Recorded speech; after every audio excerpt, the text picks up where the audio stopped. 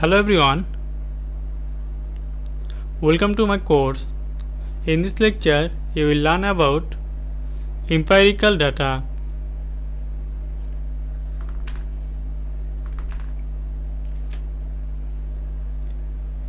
The problem with our dataset.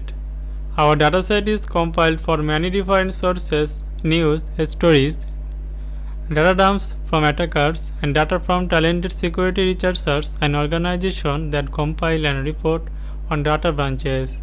There are usually a few problems with our dataset, not the least of which is the extremely limited set of data we have to draw from.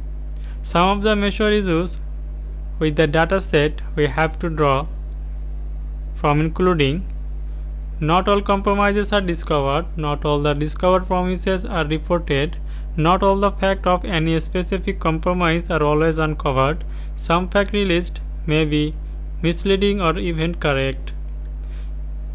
If this were a virus, botnets, or unsophisticated threat alone, we would have a much better set of data to draw from. The best example of true APT attacks will never even be known, and while we learn of new, more sophisticated attacks constantly, even newer and further sophisticated attacks are likely already in motion. APTs have and will always prefer to use the extremely stealthy method when compromising targets.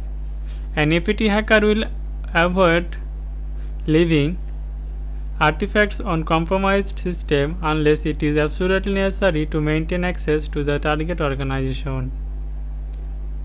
Techno-criminals schema evaluation.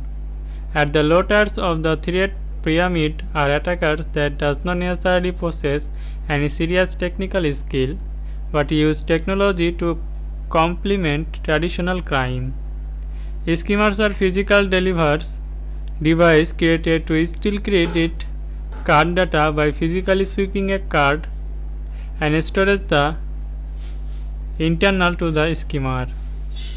Schemas have existed for a long time and the evolution has been pretty amazing. Early on, schemas were standalone, relatively small, handheld devices that the criminal would sweep the card through, as shown in this picture. Now it is common to see ATM schemas, which are schemas designed to be placed on top of ATM machines. Typically, the schema would be placed in front of or on top of the card slot of an ATM, as shown in this slide. Thus, when someone used the manipulated ATM, they would also be sweeping their card into the schema. The card data is then stored on memory internal to the ATM schema.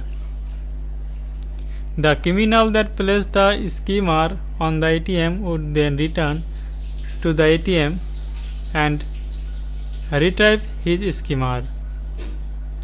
Stuxnet and Operation Olympic Games.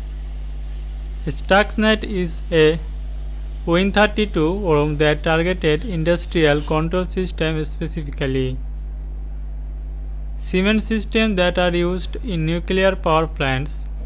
Stuxnet was the first malware to be discovered in what was believed to be a series of nation-state response cyber attack and one of the few pieces of software that have had a very targetable real-world impact. Stuxnet was originally discovered around June 2010. Some of the Stuxnet malware components are shown in this slide. Stuxnet was and is very technically advanced and unique.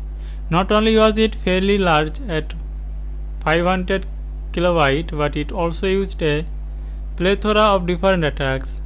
Stuxnet used for Windows 0-day vulnerabilities a staggering number.